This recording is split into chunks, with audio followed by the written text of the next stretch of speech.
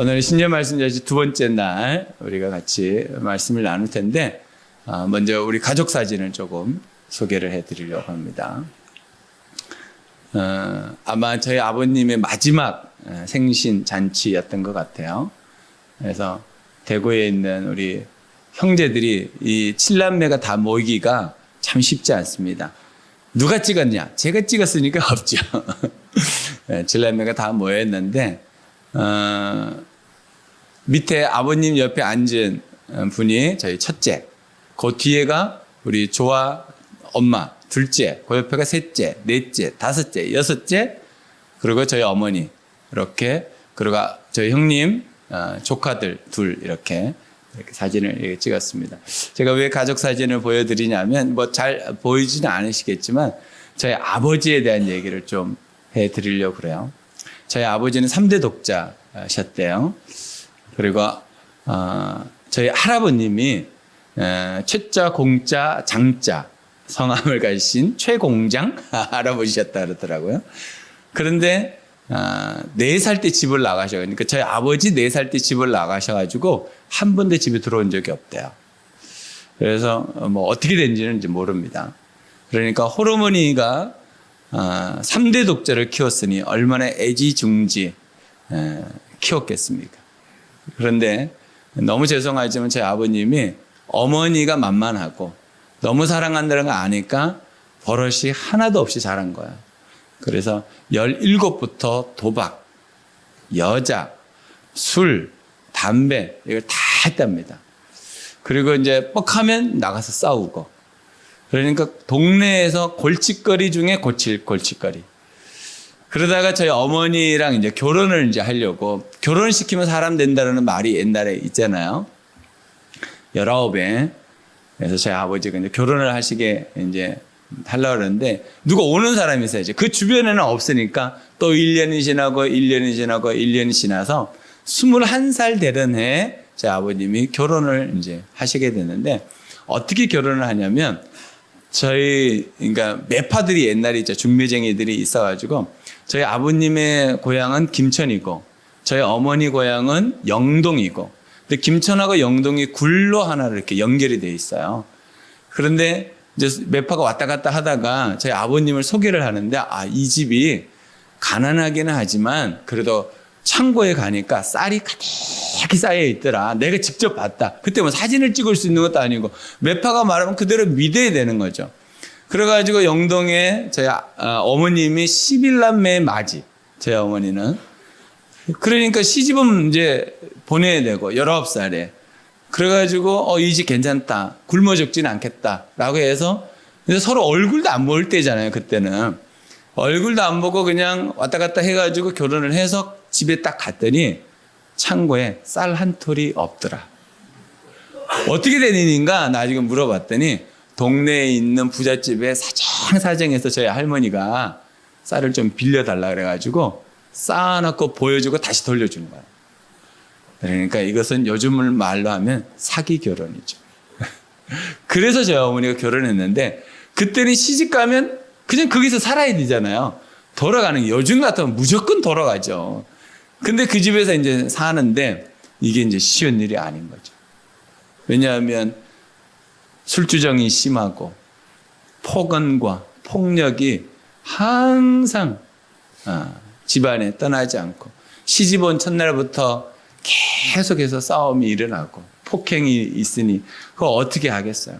몇 번 보재기를 쌓고 도망가려고 하는데 그때마다 아기가 들어서는 거야. 참 신기하죠. 옛날 어른들은 그렇게 열심히 싸우다 아기는 잘났어요. 왜 그렇게 열심히 사셨는지 몰라. 그래가지고 원래는 저희가 8남매인데 두 번째, 저희 형님이 되죠. 두 번째 태어나면서 사산을 나셨대요. 그러니까 사산한 이유도 저희 아버지가 6.25 참전 용사인데 압록강까지 가가지고 거기서 포로로 잡힌 거예요. 포로로 잡혀서는 얼마나 심한 고문을 당했겠어요. 그래가지고 포로들을 이제 이송해가지고 처형하려고 이송하는데 저희 아버지가 강에 뛰어들어가지고 산 거예요. 그래가지고 어떻게 해가지고 하여튼 살아서 내려왔대요. 그래가지고 이제 나중에 저도 알았는데 주무시다가 그렇게 소리를 지르고 악을 쓰고 막 그러시는 거예요. 그래서 제가 초등학교 3학년 때 저희 아버지가 평상에 이렇게 앉아서 물어봤어요. 아버지는 잘 다다가 왜 이렇게 소리를 지르냐. 깜짝깜짝 놀란다 그랬더니 뭐라 그러냐면 6.25 때 잡혔을 때 그 고문당했던 생각이 계속 나가지고 너무 그게 고통스러우니까 그 고문당하는 장면만 떠오르면 괴성을 지르면서 잠을 깬다라는 거예요. 그러니까 어떻게 주무시냐면 술에 취해가지고 꿈을 안 꾸려고 술에 취해가지고 비몽사몽간에 기절해서 주무신다. 그런 얘기 듣고 제가 참 마음이 아팠던 생각이 납니다. 그러나 저희 아버지는 우리 둘째 형님이 태어날 날쯤에 술을 너무 많이 먹고 왔는데 저희 어머니를 이제 구타하기 시작하신 거예요. 근데 이제 임신 상태 이제 한 8개월 됐나 7개월 됐나 배가 이제 한참 나와 있는데 군홧발로 배를 걷어 차버린 거예요. 그러니까 그 배 속에 있는 아기가 이게 괜찮을 수가 없잖아요. 그래서 2개월 동안 그렇게 배가 아팠대요. 그래도 그때는 먹고 살려면 남편은 능력이 없고 어머니는 나가서 밭에서 일이라도 해야 되고 동물이라도 키워야지 살 수 있으니까 그렇게 배를 움켜쥐고 하야를 하면서도 그 병원에 갈 수도 있는 것도 아니고 병원을 가려면 큰 돈을 내야 되고 대구까지 가야 되는데 이게 갈 수가 없는 거예요. 그 나중에 도저히 배가 아파가지고 이제 자기가 당신이 이제 혼자 다 아기를 낳으셨거든요. 근데 너무 배가 아프니까 방에 다 준비해놓고 기절을 해버리셨대요. 근데 할머니가 그걸 보고 이제 아기를 받아내는데 기절하는 상태에서 아기는 나오기 시작하는데 모든 게 분리돼서 나왔다는 거예요. 아기가. 그러니까 보름 동안 저희 어머니가 꼼짝을 못 하셨대요. 그러니까 정신이 돌아오면 아기가 어디 있어요? 물어보고 정신이 들어오면 아기가 어디 있어요? 물어보고 그러면 할머니가 괜찮아. 아기 잘 크고 있으니까 너는 몸조리네 해. 계속 그러는 거죠. 그리고 이제 15일이 지나서 이제 어느 정도 움직일 수가 있어서 일어나가지고 아기를 찾는데 아기가 없는 거예요. 그러고 어머니가 이제 할머니한테 여쭤보는 거예요. 어머니, 아기가 어디 있어요? 그랬더니 그때 할머니가 아기가 죽었단다. 이렇게 됐단다. 그래서 아기를 산에다가 묻어줬는데 무덤도 가르쳐 주지도 않고. 그 상처가 얼마나 심하겠어요. 그런데도 또 살아야 되니까 또 일을 하고 또 아기를 낳고 그래서 제가 막둥이로 태어났다는 거예요. 근데 그런 얘기들을 제가 어머니에게 이렇게 들으면서 제 마음속에 어떤 마음이 들었냐면 우리 아버지는 사람도 아니다. 왜냐하면 제가 어렸을 때부터 봤던 우리 아버지는 폭력적이고 폭언을 하고 능력 없고 뭐만 했다 그러면 성깔 딱 걸렸다 그러면 상을 뒤집어 버리고 예전에는 남자상 여자상 따로 드신 거 아시죠? 큰 상을 서로 들고 와가지고 거기다가 해놓고 했는데 뭔가 마음에 안 뒤틀리면 그런 일이 비일비재하게 일어났던 것이 제가 어릴 때 기억이 있습니다. 그러니까 아버지라는 단어는 저한테 그렇게 좋은 단어가 아닙니다. 그러니까 아버지가 집에 들어오잖아요. 그러면 어떻게 하죠?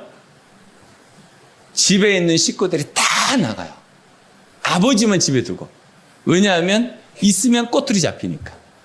있으면 어떻게든지 꼬투리를 잡히니까 아버지가 들어오는 소리가 있어요. 한마는 이 세상 야속한 님. 저기서 한오백년을 부르면 우리 아버지야. 그러면 그때 식구들이 다 나가. 한 명도 남기지 않고 다 나가. 그럼 아버지가 집에 들어오면 소리 지르다가 방에 누워서 당신이 지쳐서 주무시는 거야. 그러면 그때 한 명 들어오는 거야. 아니면 저희 어머니가 시장에서 장사 다 하고 들어올 때 그때 같이 들어오는 거야. 어머니 따라서 9시고 10시고 기다렸다가. 왜냐하면 어머니가 있어야지 뭘 먹으니까. 안 그러면 쥐어 터지든지 욕 먹든지 손 들고 있든지 뭐 그러니까 집에 있을 수가 없는 거지. 그러니까 저는 아버지에 대한 기억이 그렇게 좋지가 않습니다.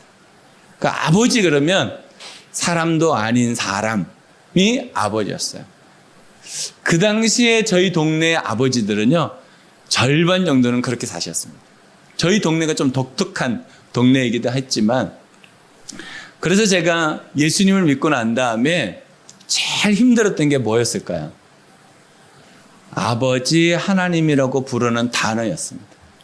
저는 아버지 하나님이라고 부르지 않았어요. 그냥 매일 예수님만 찾았습니다. 아버지를 부르지 않았어요. 아버지 그러면 아버지가 인상에 이미지가 남으니까 아버지를 부를 수가 없더라고요. 그래서 저에게는 아버지라는 존재는 그렇게 저한테 좋지 않은 단어이고 이미지이고 또 내 삶 속에 상처를 준 고통이고 고난이고 아픔이었던 이름이었습니다. 근데 어느 날 주님께서 저에게 찾아오셨죠. 그리고 그 아버지를 사랑하는 마음을 주셨어요. 원수 같은 아버지, 그 아버지를 전도하라는 마음을 주셔서 제가 저희 아버지를 전도하라는 말에 하나님 앞에 기도하기를 싫어했습니다. 기도만 하려고 앉으면 제 마음에 아버지 전도해라. 아버지 전도해라. 근데 제 마음속에 우리 아버지는 어디 가셔야 돼요? 지옥 가셔야 되는데 제가 전도하면 천국 가시잖아요. 그러니까 제가 그럴 수가 없는 거예요. 머리로는 알았어요. 맞아. 하나님 말씀 순종해야지. 그렇게 해야지. 그런데 제 마음이 움직이지를 않는 거예요. 근데 기도할 때마다 도전하신 거예요. 계속해서 도전하신. 제가 참 그 시간이 참 어려웠던 기억이 납니다. 한 2주 정도 버텼던 것 같습니다. 그리고 제가 하나님 앞에 기도하면서 하나님 말씀에 내가 순종해서 우리 아버지 전도하겠다 라고 마음을 결단하고 아버지한테 한번 말해봤죠. 아버지, 나랑 같이 교회 가면 어떨까요? 그랬더니 저희 아버지가 내가 지금까지 교회 가는 거 한 번이라도 반대한 적 있어? 없지. 내가 너 방해한 적도 없어. 그렇죠. 그러면 네가 나를 교회로 데리고 가는 거 하지 마. 내가 가고 싶을 때 갈 거야. 그 한마디가 저한테는요, 너무 감사한. 나 전도하기는 했잖아요. 근데 저희 아버지가 거부한 거니까. 너무 제 마음속에, 어떡해. 혹시 온다 그랬으면. 야, 그 마음이, 이 두 마음이 있어요. 자, 그때 왜 그런 마음이 있었는지 지금도 너무 죄송하고. 그런데 하나님께 또 기도하면 또 전도하라 그러고. 또 기도하면 전도하라 그러고. 근데 제가 할 말이 있잖아요, 이제. 하나님 해봤는데 아버지가 거부하는데 어떻게 제가 하겠냐고. 근데 저희 아버지가 그 하나님께서 저에게 주셨던 마음, 그 마음에 제가 순종하고 5년 반 만에 예수님을 믿으셨어요.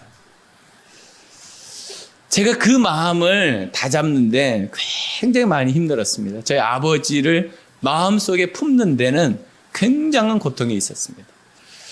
그래서 제가 철야 기도를 그때는 다른 일이 없으니까 철야 기도 밥 먹듯이 하고요. 철야 기도 끝나면 새벽 예배 드리고 출근해서 제가 고등학교 때부터 공장 생활을 했잖아요. 그래서 낮에는 공장 생활하고 밤에는 학교 다니고 그랬단 말이죠. 그러니까 학교 갔다 와서 밥 먹고 또 철야 기도 가고 그리고 또 와서 새벽 예배 드리고 와서 공장에서 오전에 일하고 또 학교로 갔다가 이 일들을 계속 했어요. 그리고 또 그것도 안 되니까 산기도를 가기 시작했어요. 산기도. 고등학교 때부터. 그것도 안 되니까 이제 나중에 뭐하냐면 금식 기도를 하기 시작하는 거예요. 저희 어머니가 저한테 항상 그러다 죽는다. 금식 기도 그만해라. 금식 기도 그만해라. 그런데도 제가 할 수 있는 게 그런 것밖에 없는 거예요. 그러면서 5년 반을 하나님께 기도했더니 하나님께서 어느 날 제 아버지에게 찾아오시고 제 아버지가 예수님을 믿으셨어요. 그리고 10년 동안 예수님을 잘 믿으셨어요. 그리고 10년 후에 돌아가셨습니다. 후두암으로 제가 중국 간 2004년에 돌아가셨어요. 저희 어머니는 제가 중국에서 들어올 때 돌아가셨어요. 2015년도 8월에 돌아가셨고. 그러니까 제가 중국 나가는 해에 아버지가 돌아가시고 제가 중국에서 돌아오는 해에 어머니가 돌아가셨어요. 그러니까 제 삶을 이렇게 보면 참 하나님께 감사한 것도 너무 많지만 아쉬운 것도 참 많아요. 참 아쉬운 것도 많습니다. 여러분들에게 지금 부모님이 있는 분도 있고 부모님이 계시지 않은 분도 있겠지만 여러분 정말 살아생전에 부모님을 잘 섬기시기 바랍니다. 어떻게든지 복음 전하셔서 예수 믿게 하시고 천국에서 다시 만날 그날을 기약하면서 여러분들 기도하시며 섬기시면 참 좋겠습니다. 자녀된 여러분, 부모님이 부족할 수 있습니다. 부모님이 완벽한 건 아니에요. 그렇지만 부모를 위해서 기도하는 자녀가 되십시오. 그러면 하나님께서 그들에게 복을 주십니다. 부모된 여러분, 자녀들을 위해서 기도하십시오. 그러면 그 자녀가 하나님을 알고 하나님 앞에서 살아가게 될 것입니다. 우리가 무엇을 더 많이 줄 수 있겠습니까? 우리 자녀들에게. 저는 우리 자녀들이 정말 믿음으로 하나님을 사랑하고 그 말씀 앞에 순종하는 자녀들로 살아간다면 그것이 가장 큰 유산이고 재산이지 않을까. 그 믿음의 상속을 꼭 하셔서 하나님께서 여러분들을 만나실 때 참 잘했다. 그 칭찬을 받을 수 있도록 여러분 자녀들을 위해서 기도하는 부모가 되시기를 주님의 이름으로 부탁드립니다. 오늘 주제입니다. 아버지의 소원은 자녀의 성공이다. 시작. 아버지의 소원은 자녀의 성공이다. 아버지의 소원이 뭘까요? 자녀의 성공입니다. 이 장면이 무슨 장면이에요? 여러분 한 번씩은 다 해보셨던, 저도 아이들 4명 기르면서 4번 다 해봤습니다. 걷게 하려고 손을 잡고 발 위에다가 발을 올려놓고 한 발 한 발 걸음마를 시켰던, 왜 그랬을까? 아마 부모된 제가 우리 아이를 걷는 일에 성공시켜 주려고 그랬던 것 같습니다. 그때부터 저는 지금 여전히 저희 자녀들이 성공하기를 원합니다.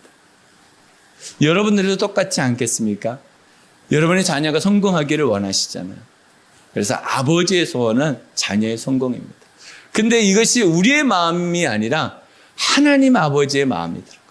하나님 아버지는 우리가 성공하기를 원합니다. 이 땅에서 사람들에게 인정받고 사람들의 사랑을 받고 지혜가 넘치는 삶을 살기를 그 하나님 아버지가 너무 원하고 계신 것입니다. 그래서 그 마음을 가지고 여러분들 올 한 해를 시작하시면 여러분 가정 안에 아름다운 관계가 회복되어지고 여러분 가정 안에 하나님이 주시는 놀라운 복이 차고 넘칠 줄로 믿습니다. 요한복음 15장 16절 같이 읽겠습니다. 너희가 나를 택한 것이 아니라 내가 너희를 택하여 세운 것이다. 그것은 너희가 가서 열매를 맺어 그 열매가 얼마나 남아있게 하려는 것이다. 그리하여 너희가 내 이름으로 아버지께 구하는 것은 무엇이든지 다 받게 하려는 것이다. 하나님의 마음은 뭐냐면 우리가 열매를 많이 맺는 거예요. 이게 성공입니다. 우리가 이 땅에서 성공하기를 원하시는 거예요. 열매를 많이 추수하기를 원하시는 것이 아버지의 마음입니다. 여러분 자녀들을 향한 마음이 동일하지 않습니까? 어디 가든지 열매를 많이 맺었으면 좋겠다. 이 열매가 뭡니까? 사람들로부터 인정받는 겁니다. 사람들 앞에서 박수 받는 겁니다. 그리고 하나님의 놀라운 은혜가 그들에게 나타나는 겁니다. 하나님은 여전히 우리가 성공하기를 원하시고 우리를 축복하시고 우리를 좋아하십니다. 이 하나님 아버지 앞에 여러분의 삶을 맡기시면 하나님께서 책임져 주실 겁니다. 여러분 삶 속에 날마다 열매 있는 삶을 사시기를 주님의 이름으로 축복합니다. 근데 여기서 하나님께서 뭐라고 말씀하시냐면 우리가 하나님을 택한 게 아니고 하나님이 우리를 택하셨다라는 복음을 주십니다. 기쁜 소식이죠. 만약 우리가 하나님을 택했다면 그 하나님은 완전한 신이 아닐 겁니다. 왜냐하면 우리가 부족하기 때문에. 그래서 이 세상에 우리가 예수 믿는 사람 외에 모든 사람들은 불쌍한 사람들입니다. 왜냐하면 자기가 다 선택하거든요. 여러분 전문가도 100%가 없다 그래요. 이 세상에서 가장 정밀한 기계가 뭐냐면 우주선이라 그래요. 우주선이 이 지구 궤도를 뚫고 우주까지 가려면 그 모든 장비들이 완전하지 않으면 출발이 안 된대요. 우리나라에도 몇 번 그런 경험이 있잖아요. 출발하려고 그러다가 또 멈추고 또 몇 개월 지나가고 출발하려고 그러다가 또 멈추고 그러죠. 이게 아주 세밀하게 해야 되는 기계래요. 근데 그 기계가 100%가 없어요. 그 비행선도 100% 돼야지 올라가는 게 아니고 99.99999 되면 그때 오케이 사인 맞고 올라가는 거예요. 100%가 없습니다. 이 세상에 만드는 모든 것들은 100%가 없습니다. 그러나 하나님은 100%가 있습니다. 그래서 하나님이 나를 선택했다는 것은 내가 그만큼 완전한 겁니다. 우리가 우리를 보면 부족한 게 너무 많죠. 그러나 그분이 나를 선택했기 때문에 그분의 능력을 믿는 거예요. 그잖아요. 여러분, 도자기 하나도 우리가 보면 그게 그거예요. 그죠? 그런데 진짜 전문가가 보면 이게 이조백자인지 고려청자인지 정확하게 알잖아요. 우린 잘 몰라요. 주명에 대한 낼름 받기만 하지. 하나님은 인생의 전문가입니다. 그래서 우리를 택했다는 것은 그만큼 우리가 완벽한 존재라는 거. 그러니까 나에게서 어떤 것이 시작된 게 아니고 그분이 나를 완벽하도록 부어주셨기 때문에. 그러니까 여러분 스스로를 이제 생각하실 때 하나님이 나를 택하셨구나. 그 아버지가 나를 택했구나. 전지전능하신 그 아버지가 나를 택했구나. 그러니 나는 진짜 완전한 자다. 이 마음을 가지시는 게 좋습니다. 그러지 않으면 이 세상이 우리에게 주는 열등감 속에서 살아가게 됩니다. 하나님은 우리에게 열등감을 주신 적이 없습니다. 우리에게 자신감을 주고 자유로움을 주셨어요. 그러니 정말 아버지의 소원이 뭔가 우리가 성공하는 거거든요. 그렇기 때문에 우리를 택하신 거예요. 하나님이 여러분을 택하셨다는 이 사실을 꼭 믿으시고 여러분 삶 속에 하나님의 복을 꼭 누리시기를 주님의 이름으로 축복합니다. 사도 요한의 성공에 대한 생각이 15장에 이렇게 나와요. 열매, 붙어 있어야 된다는 거. 그냥 열매가 아니에요. 붙어 있어야지 열매가 있다는 거.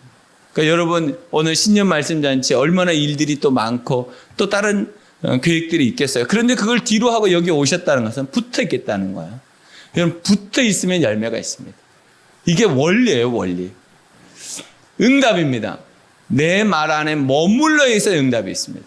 우리가 기도한다고 응답, 그것도 됩니다. 그러나 더 구체적으로 기도한다는 것은 뭐냐면 내가 하나님 안으로 들어간다라는 뜻이에요. 기도하면 할수록 내가 하나님 안에 들어가는 거예요. 그러면 그 아버지가 우리의 마음을 알아서 응답해 주시는 거예요. 그러니까 여러분 기도하는 것은 무조건 유익이겠죠. 순종입니다. 그것은 사랑하며 사는 것이 순종입니다. 그러니까 내 마음에 맞는 사람보다 안 맞는 사람이 더 많을 때도 있죠. 그죠? 그러나 여러분 이제 역지사지를 배우셔야 되는데 하나님이 내가 다 마음에 들어서 사랑하실까요? 그분은 나를 사랑하기로 작정하셨기 때문에 사랑하시는 거예요. 그러니까 우리가 사랑할 때 어떻게 사랑해야 돼요? 저 사람이 부족한 건 내가 100% 알아. 그러나 작정하는 거야. 내가 사랑하기로 작정하는 거야. 그것이 순종입니다. 구원은 부자 관계를 새롭게 합니다. 우리가 이전에 누구의 종이었어요? 죄의 종이었잖아요. 사단의 종이었단 말이에요. 그러나 이제 하나님께서 나를 구원하셔서 나를 누구로 불러주셔요? 아들로 불러주잖아요. 그래서 우리가 로마서에 보면 하나님을 뭘로 불러요? 아빠, 아버지라고 부른다는 거예요. 너무 친근함 있게 부를 수 있도록 관계를 새롭게 해주셨어요.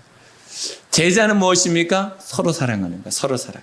그래서 우리가 제자가 되기 위해서 노력하고 있잖아요. 그러기 위해서는 서로 사랑하는 거예요. 그래서 제가 여러분들에게 부탁드리는데 올 한 해는 부부싸움을 50% 줄이자. 그걸 한번 목표로 해보시면 좋겠어요. 주목사님이 이제 부부싸움 이제 안 하셔가지고 재미가 없는데 주목사님 스토리가 너무 재밌거든요, 사실은. 50% 줄이는 게 중요하고요.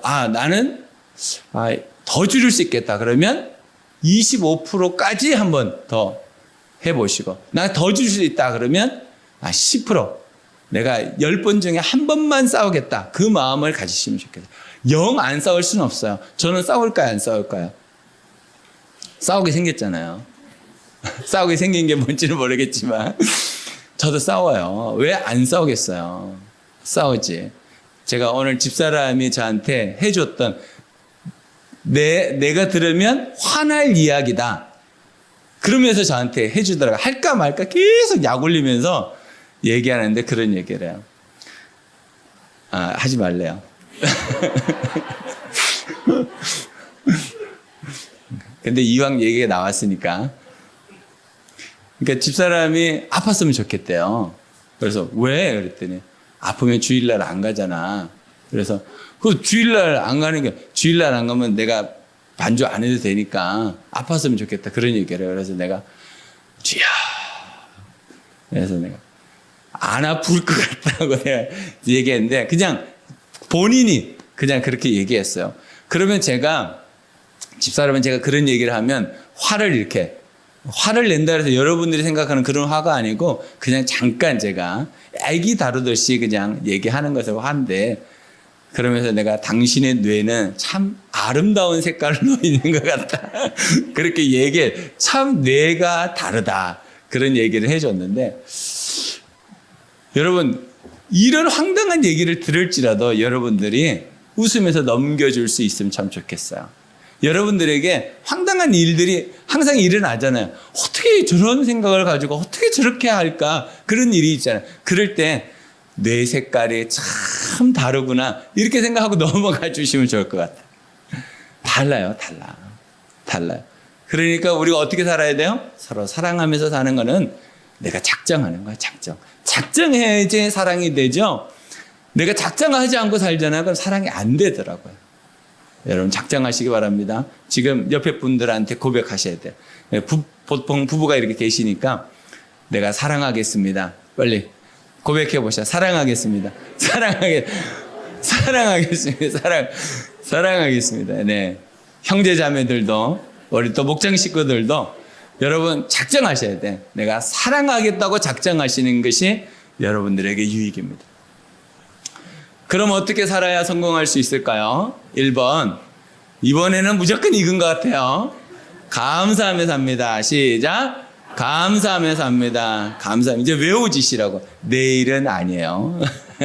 저도 염치가 있지. 똑같은 걸로 3일 이상에 해먹겠어요. 4절, 5절 같이 읽겠습니다. 내 안에 머물러 있으라. 내 안에 머물러 있으라. 그리하면 나도 너희 안에 머물러 있겠다. 가지가 포도나무에 붙어 있지 아니하면 스스로 열매를 맺을 수 없는 것과 같이 너희도 내 안에 머물러 있지 않으면 열매를 맺을 수 없다.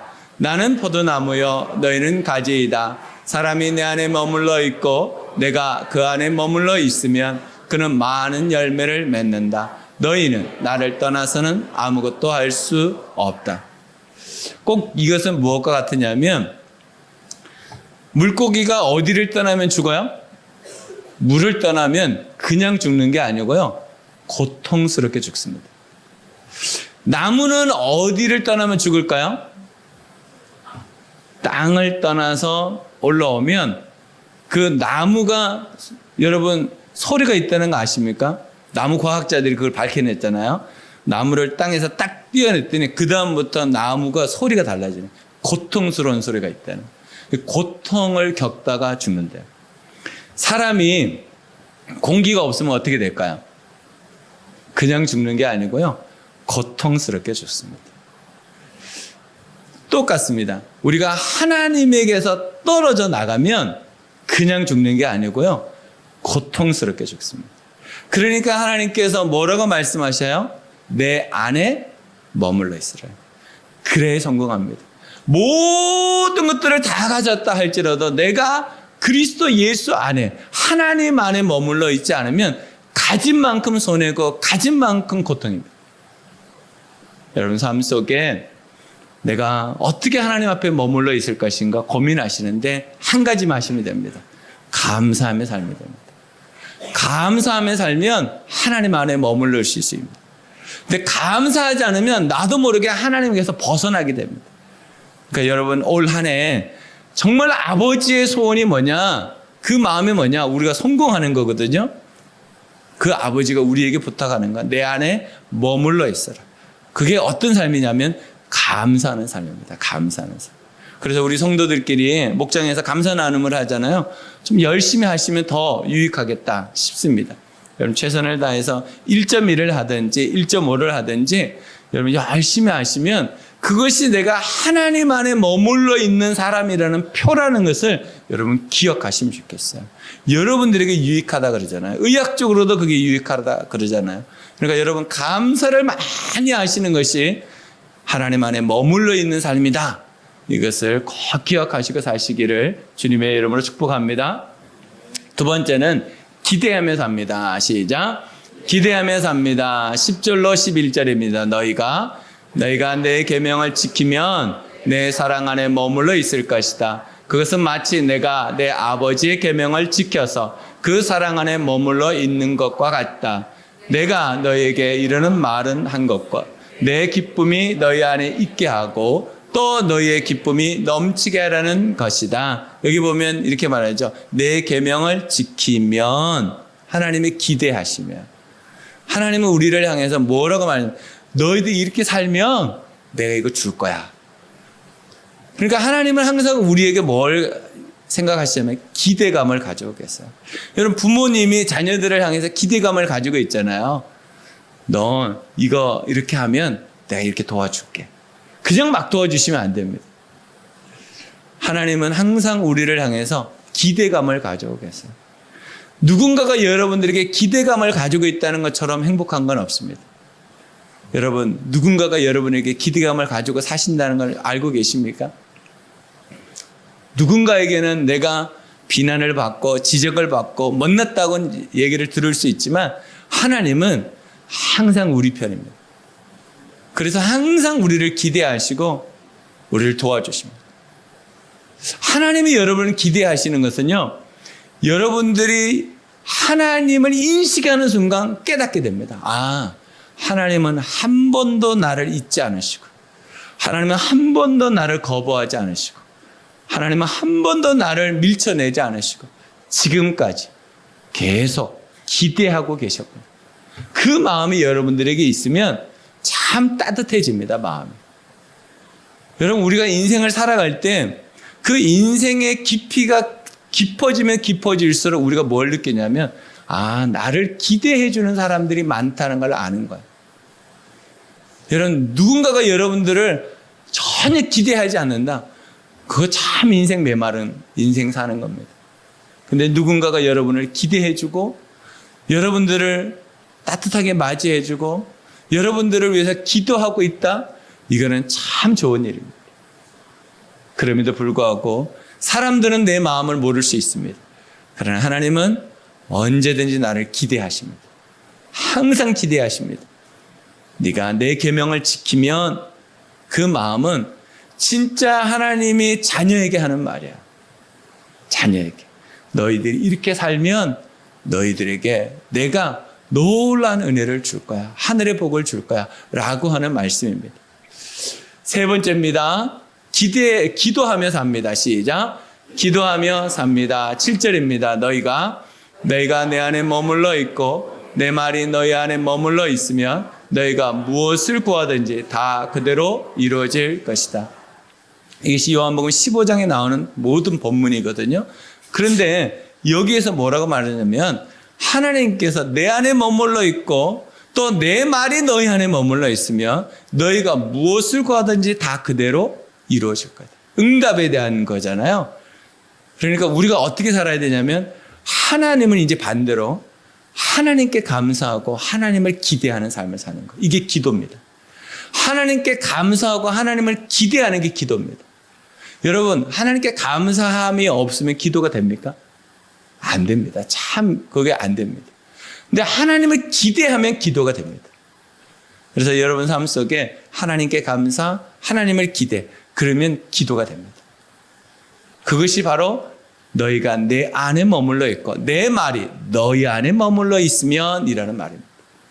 그러니까 우리가 올 한 해 살아가면서 계속 하나님 우리에게 주셨던 메시지가 뭡니까? 감사하며 삽니다. 기대하며 삽니다. 기도하며 삽니다. 이거잖아요. 그러니까 여러분 1년 한 해 동안 이 마음을 품고 살면 여러분들에게는 어떤 은혜가 있냐면 응답의 은혜가 있을 겁니다. 분명히 응답 받을 겁니다. 누가복음 11장 13절입니다. 너희가 악할지라도 너희 자녀에게 좋은 것들을 줄 줄 알거든 하물며 하늘에 계신 아버지께서야 구하는 사람에게 성령을 주시지 않겠느냐. 가장 좋은 거예요. 하나님이 우리에게 주셨는데 가장 좋은 걸 주신다는 그게 성령입니다. 성령 하나님만 우리와 함께 하시면 부족함이 없습니다. 저도 여러분들에게 축복해드리고 싶습니다. 하나님께서 여러분들에게 성령의 충만함을 주실 줄로 믿습니다. 이것이 가장 큰 축복일 겁니다. 여러분 삶 속에 정말 아버지와의 관계가 힘든 분들이 있을 거예요. 돌아가셨던 분도 있고 멀리 계신 분도 있을 겁니다. 하지만 그 아버지와의 관계를 푸셔야 됩니다. 그래야지 하나님 아버지와의 관계가 회복이 되고 하나님이 나에게 가진 마음이 회복이 됩니다. 그래야지 우리의 삶 속에 하나님의 은혜가 차고 넘칠 겁니다. 여러분 이번 신년 말씀 잔치 동안 말씀을 듣고 기도하면서 찬양하면서 하나님 아버지에 대한 내 이미지, 내 생각, 내 마음이 변화되도록 기도하시면 참 좋겠습니다.